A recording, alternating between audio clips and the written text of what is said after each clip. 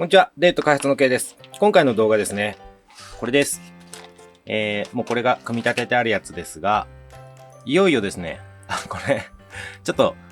外見だけではちょっとわかりにくいんですけど、オイルダンパーです。いよいよ WPL 純正でオイルダンパーが出ましたっていう、そのご紹介とですね、まあ実際に、今回の動画で、これ本体の組み立てと、これを、車体にですね、組み付けるっていうのを紹介させていただく動画になります。じゃあ、早速、これもう組み立て済みですが、こっちが組み立てる前の状態ですので、早速ですね、ちょっとこれを開けて、パーツの紹介簡単にさせていただきつつ、組み立てですね、やっていきたいと思います。あと、ちょっと概要欄に貼っときますけど、今回の動画は、まず組み立て、組み付けからいきますので、取り付けた後にこんな感じになりますっていうのはですね、動画の後半になりますので、概要欄にタイムスタンプ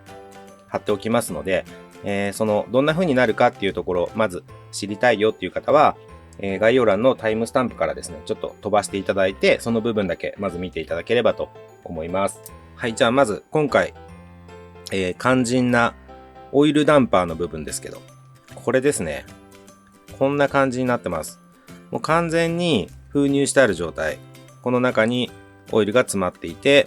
で、この、ピストン状になっているこのロッドですね。ロッドがここに入って、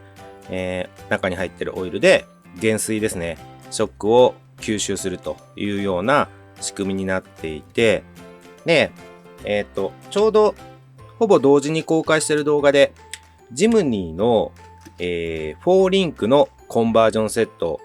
の組み付けをしている動画があって、そっちの方で紹介させていただいたシャーシなんですけど、これ、ジムニー用のシャーシです。C74 とか C74-1 の、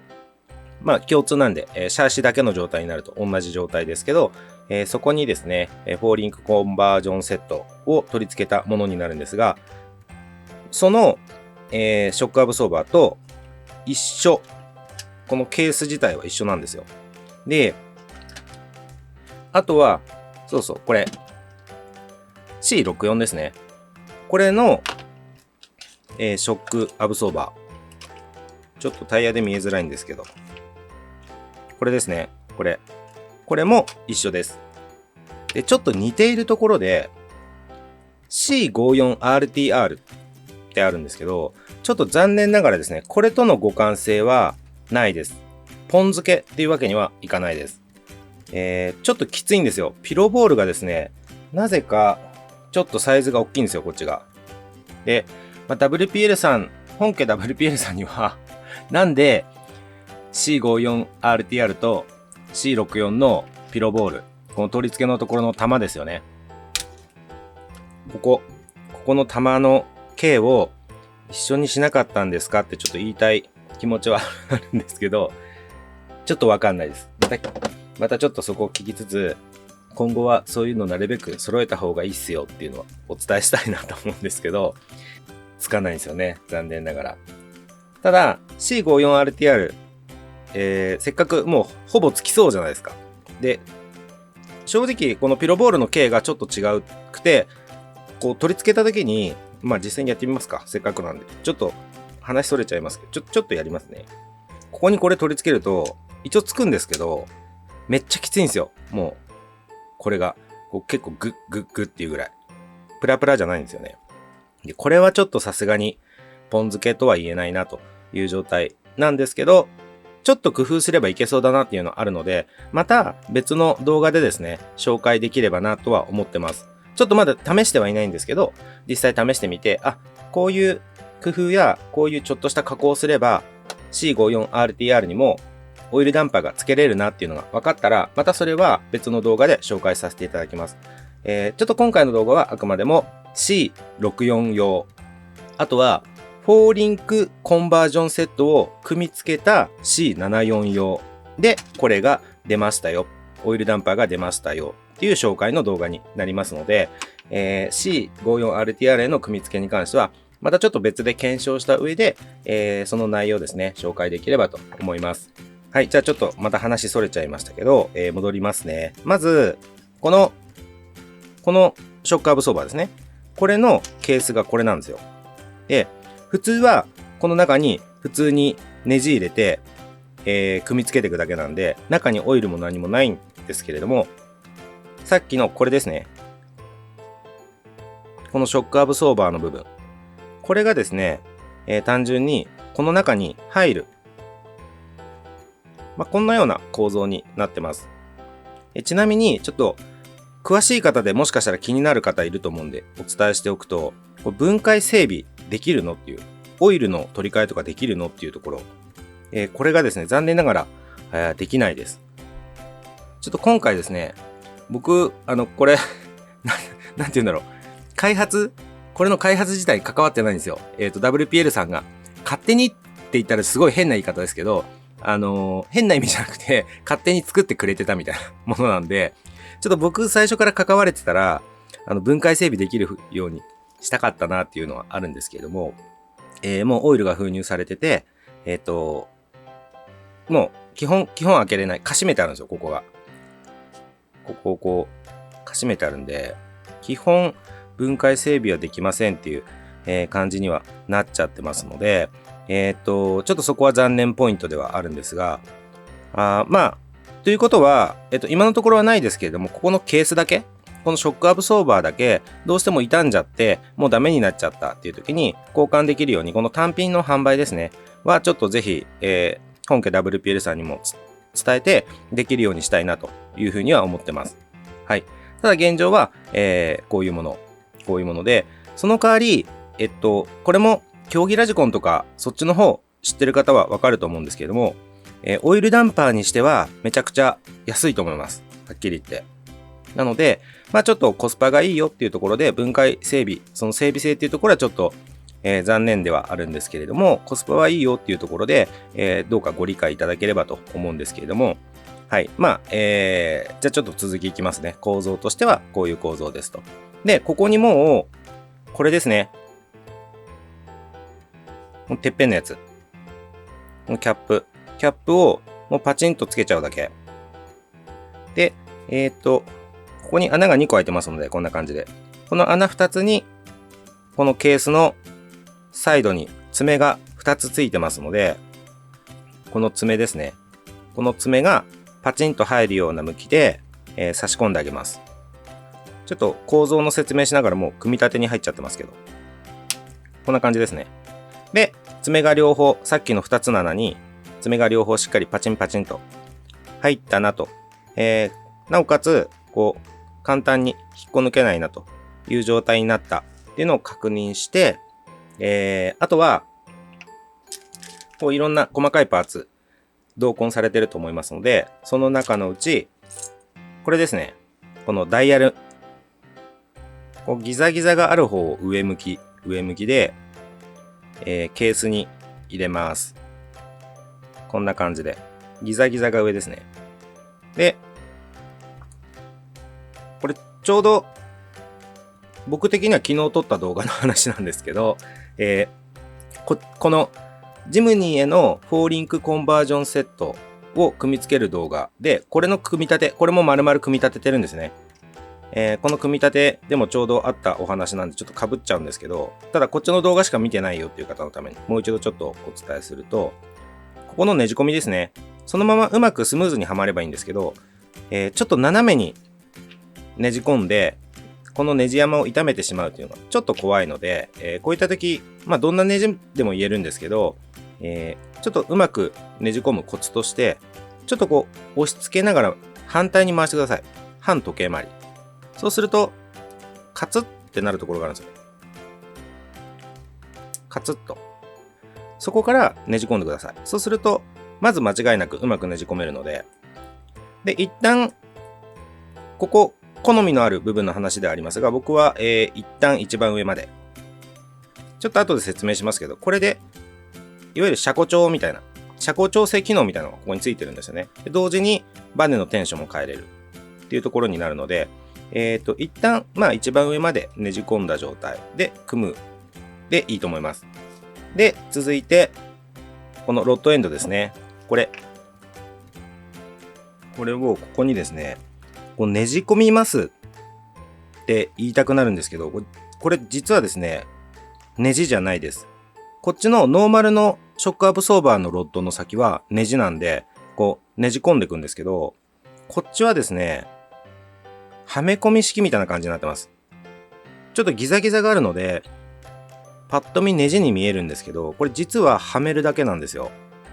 例のその、ジムニーの方の動画、こっちの動画、4リンクコンバージョンセットを取り付ける動画でも登場して、僕がその動画でもうすでにめっちゃ気に入ってるペンチがこれなんですけど、これいいっすね。また紹介します。また紹介しますけど、これダイソーで300円かな ?300 円で売ってるペンチなんですけど、まあこういうペンチか何かでこう掴んで、で、あんまりこっちは掴まない方がいいかなと思います。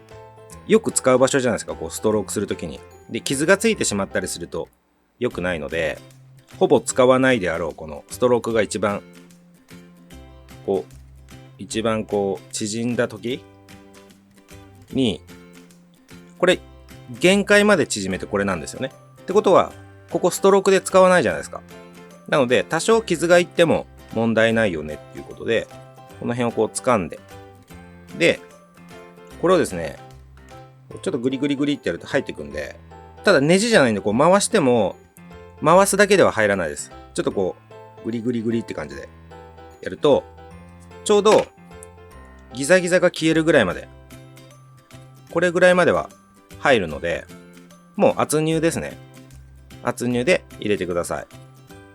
まあ、ペンチないよっていう場合は、あんまり良くないですけど、頑張れば多分入ると思います。ちょっとこっちでやってみましょうか、試しに。できればペンチか何かで掴んでほしいです。で、これもその動画で言ったんですけど、この300円ペンチ、ダイソーの、これすごいいいのが、ローレット加工がないんですよ。この滑り止め加工のギザギザが、一般的なこういうペンチって、こうギザギザがついてません？それがないんですよ。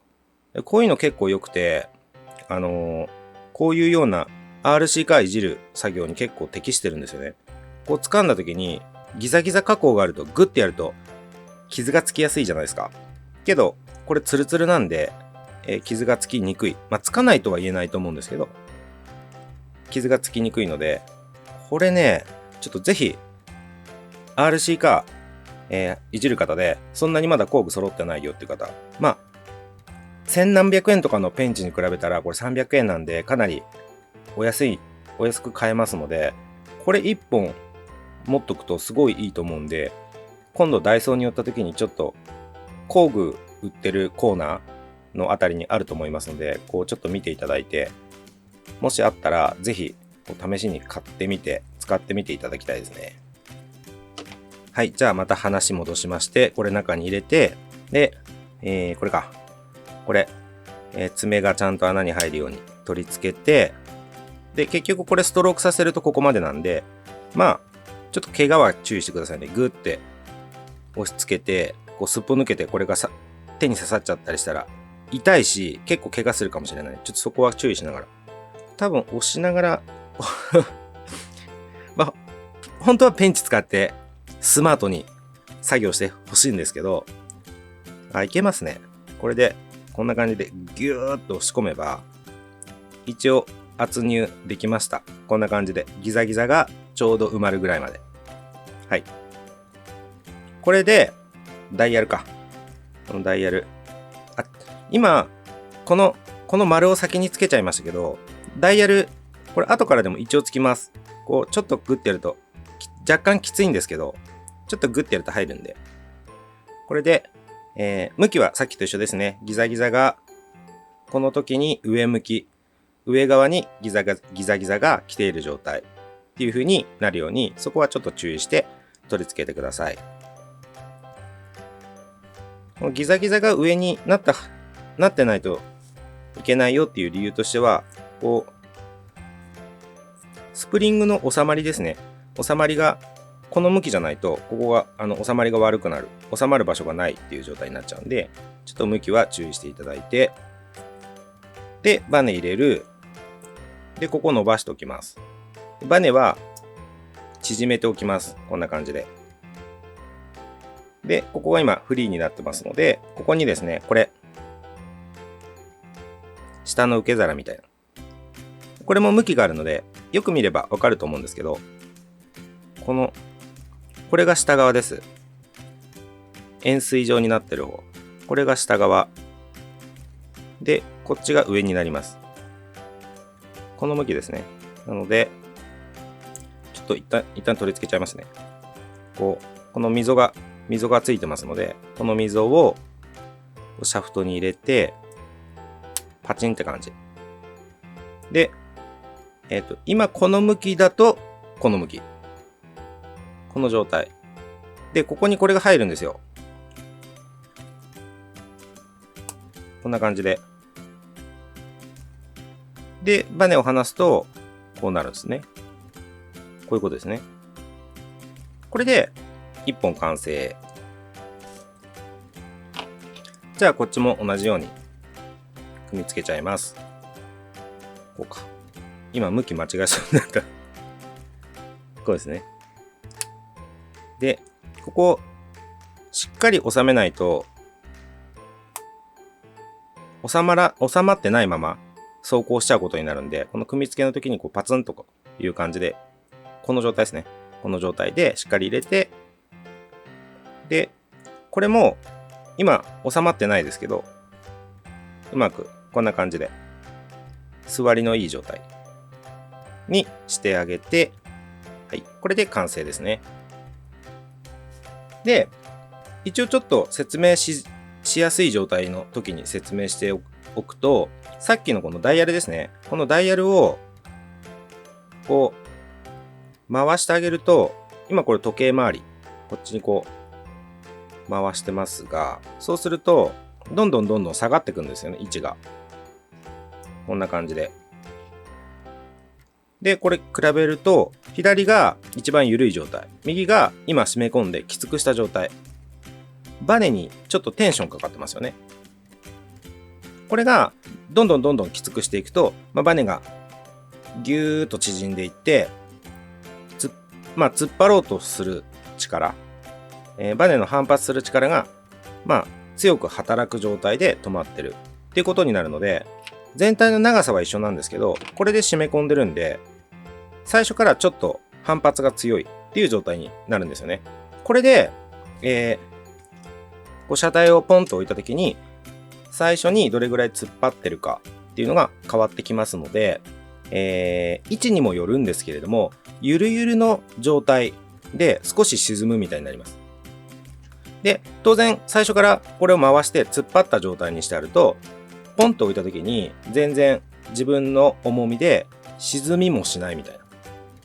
状態になりますね。で、これ、おすすめはちょっと沈んだ方がいいですね。リバウンドって言うんですけど、ポンと置いた時に自分の重さでちょっと沈んでる。そうすると、ポンって置いて、触ってない状態でもちょっと沈んでますみたいな。これ今ちょっとボディが乗っかってないんで、軽い状態なんで、これ結構緩い状態でも、こう置いても全然自重で沈まないんですが、実際これボディ取り付けて、走行用バッテリーも搭載して、もうこれから走るよっていう状態。その時の重さで、1、2ミリぐらいはこう沈んだ方がいいですね。で、手か何かでちょっと持ち上げようとした時に、ここがちょっと伸びるみたいな。伸びて、で、浮く。っていうぐらいが、一応走りとしては無難に、なんて言うんでしょう。無難に良い性能を発揮してくれる。地面をよく地面に対して足の動きがですね、よく追従してくれるっていうような状態になりますので、おすすめです。ただこの辺は、突っ張ってもいいから、とにかく車高を上げたいんですよっていう方もいると思いますので、もちろん、何をしたいかっていうところ、自分の目的が何かっていうところによって変わってきますし、もちろん、走りの感じの、好みっていうところにもなりますので、要はセッティングですよね。セッティングの話になりますので、もう好みで、ご自身で選択して、調整していただければいいですよっていう部分にはなります。はい。じゃあ、これで今2本完成して、1セットに2本入ってますので、これ1セット購入していただくと、この2本が完成する。で、今、最初、これか。これ、どっか行ってましたよ。はい。これ。これで、2セットで4本になるんで、1台分ってなると2セット必要になりますので、そこは、あらかじめご了承の上、ちょっとご注意ください。はい。じゃあ、4本できましたので、これ実際に、今これ両方とも同じ状態のシャーシで、一つだけこのオイルダンパー、これを取り付けてみます。あと、一緒に入ってるパーツ、なんかよくわかんないのが入ってると思うんですけど、一応車体によっては予備パーツみたいな感じで入ってますが、使わない場合はそんなに気にしないで大丈夫です。ちょっとこういうのが余るんですけど、余ったら、捨てずにちょっと取っといてもらえればいいと思います。はい、じゃあとりあえず、どうしよう。こっちにしましょうか。こっちに組み込んでみます。ちなみに、今回これ C74、ジムニーですね。ジムニーの4リンクサスペンションキットを、組み込んだ車体で、これを取り付けてみますが、ここにある C64、これにももちろんポン付けです。大丈夫ですよね。タイヤは取り外した方がいいと思いますけど、タイヤ取り外して、ボディは取り外さなくても作業はできると思います。タイヤ取り外して、で、もうこれと同じような構造になってますので、ここですよね。ここピロボールで取り付け、はまってるだけなので、パツンと外してもらって、で、下も一緒、パツンと外してもらって、もう見た目一緒なんで、わからなくならないようにだけちょっと注意していただきながら。触った感じ違うんでわかると思いますけど、オイルダンパーの方がしっとりしてるんで、この動きが明らかに。このオイルが入ってない普通のショックアブソーバー。もうこれ単純に外していただいて、代わりに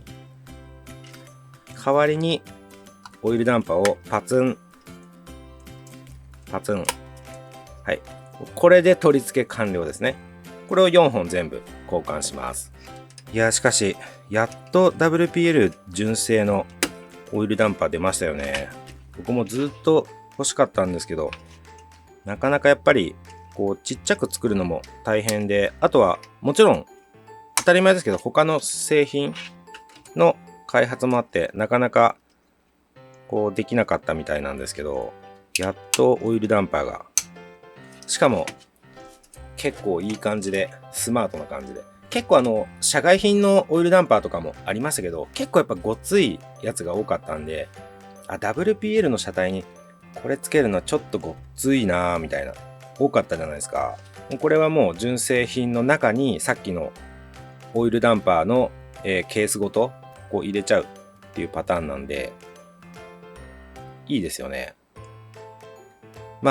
正直ちょっと外装ケースがアルミになるとかっていう方が見た目的には良かったりはすると思うんですけど、またそこはですね、本家 WPL さんと一緒に開発するか、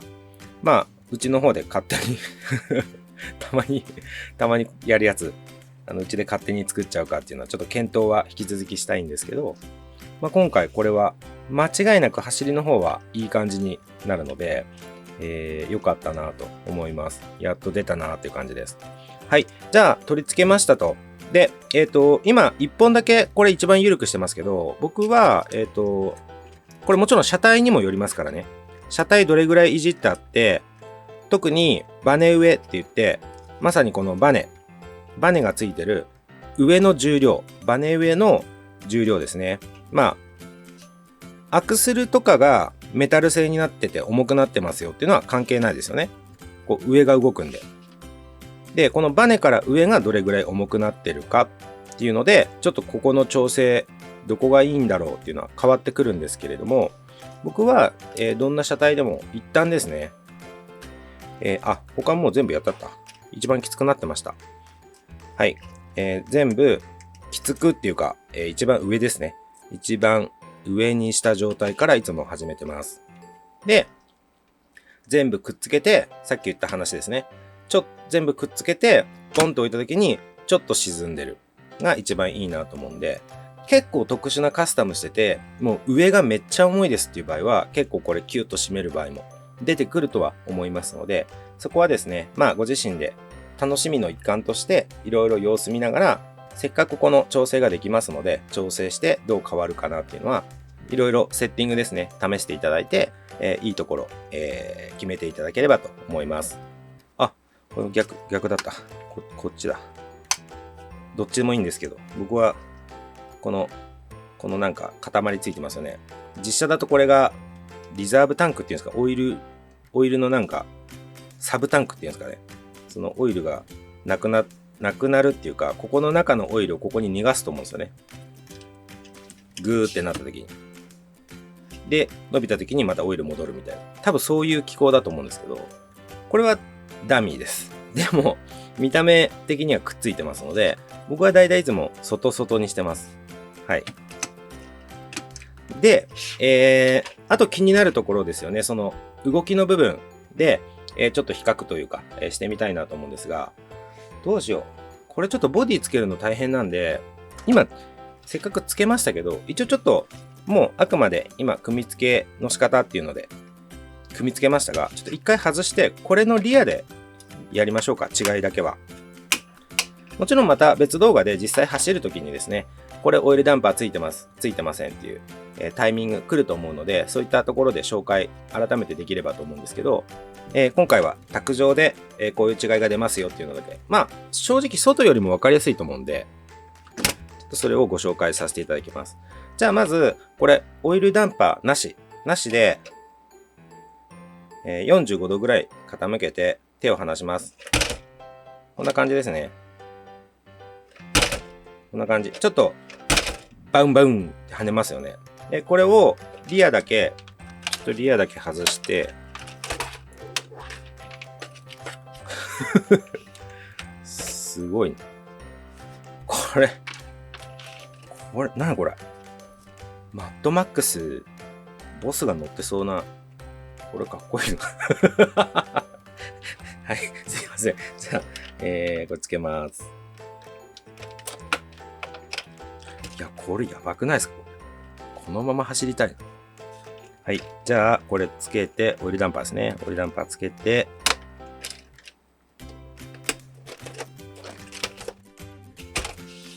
はい。じゃあ、これさっき言ってたリバウンド。これがちょっと多いかな。いや、でもこれぐらいあってもいいかな。ちょっとリバウンド多いですね。ちょっともうちょっと突っ張っとこうかな。はい、今、5ミリぐらい下げました。はい、ちょっと5ミリぐらい今下げて、そう、これが、ポンと置いたときに、ちょっと今沈んでますよね。で、こう上げようとすると、足がちょっと残るんですよ。こ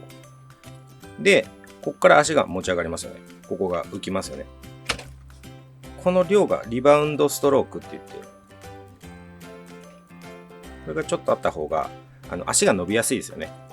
デコボコしたところを走るときに。はい。じゃあ、これで、45度ぐらいから手を離します。わかりますかね？さっきと、画面でわかるのかな？さっきなんか、バンババンみたいな。それが、バフンみたいな。こうバフンみたいな。ショックの吸収が全然違うんですよね。こんな感じで。すいません。ちょっと画面であんま分かりづらいかもしれないですけど、これ生で見ると全然違います。ちょっとフロントが今ノーマルなんで、このババンみたいな。45度ぐらいから、ババンみたいな感じ。で、リア。ダムみたいな。わかんねえって言われそうですけど。ほんと違いますよ。ちょっと心配ですけど、こう画面で伝わってるかなみたいな。これじゃわかんないか。なんか取れた。すいません。ミラーの中のミラーが取れた。これはわかんないな。わかりますこれ。こんな感じで。まあ、正直、ロッククローリングみたいな遊びするときには、そんなに劇的には変わらないですけど、なぜかっていうと、結局、ロッククローリングって猛スピードで走って、こう、車体がガタガタなるとか、いうよりは、ゆっくりってこう、足がどれぐらい上がって、こう、超えていけるかみたいな、こう、なんかこういうような動きをゆっくりしていくんで、正直この、オイルダンパーの性能云々で、今まで曲がれなかったところが曲がるとか、なんか、今まで跳ねてたところが跳ねずにスムーズにクリアできるとか、あんまりないんですけど、ただ、動きがこうしっとり、足の動きがしっとりする気持ちよさは間違いなくあるので、まあ、この辺までこだわりたいなっていう方は、あと気持ち的にも嬉しくないですか？俺のマシン、オイルダンパー装備してるぜっていう。これは、あれか、まあ、僕みたいなおじさんで、子供の頃、RC カーでいっぱい遊んでたよっていう人にとっては、やっぱり、まずオイルダンパーでしょみたいな、なんかそういうのありません？そういう、なんか気持ちの問題みたいなのはあるかもしれないんですけど、まあ、走りが変わるのは間違いないですので、よかったらですね、この辺まで、こう足回りまでいじって遊びたいよっていう人には、すごい嬉しいアイテムだと思いますので、ぜひ、試していただければなと思います。はい、それにしても、いつもこの C64 見ると思うんですけど、出来がいいわ。かっこよくないですか C64。僕すごい好きなんですよね。C64 と C54。なんか C54 の時も言ってましたけど、なんか最初からバッチリなんですよ。この車高の感じ、タイヤのサイズの感じ、で、その車体に対するタイヤのサイズとその位置、こう出っ張り具合っていうか、まあ足もよく動くし、かっこいいな。ただ僕これまだそんなにめちゃめちゃいじれてないので、磯野氏に任しちゃったんで、こっち。スターウォーズ号みたいな、あるじゃないですか。めっちゃすごいカスタムしてあるやつ。特に見た目の方。あれ、足回りももちろんやってあるんですけどね。ちょっとお任せしちゃったんで、自分でいじれてないんですけど、ちょっと、これは、作りたいです。特にイベントの時とかに、1日走らせたりしてるんですよね。で、デモ走行みたいな感じで、コース、ずっと走らせてたりするんですけど、そういう時の車、やっぱりある程度バランス良くて、荷物満載とかっていうよりかは、どちらかというと1日走らせて物がポロポロ落ちたりしずに、気軽になんか、どこでもガンガン行けますよみたいな、セットアップの方が使いやすいので、ちょっとそういう時用みたいな感じで、ずっと C54、グレーの C54 使ってたんですけど、そういう時に。ちょっと、これいいですね。今度、グレーの C54 の代わりに、これをずっと走ってるマシンみたいな感じで、ちょっと組んでみようかなと思ってます。はい、ちょっと動画の最後なんで雑談みたいに挟んじゃいましたけど、じゃあちょっと今回の動画はですね、まず取り急ぎ、オイルダンパー出ましたっていうのと、まあ簡単なんですけど、組み立てと組み付け、あとは簡単な、こんな感じで変わりますよっていうのを紹介させていただきました。では、今回の動画以上になりますが、またちょっと至らないところとかあると思うので、もうちょっとこういうとこ知りたいよとか、あればまたコメントでご質問いただければと思います。では今回の動画以上になります。ご視聴いただいてありがとうございました。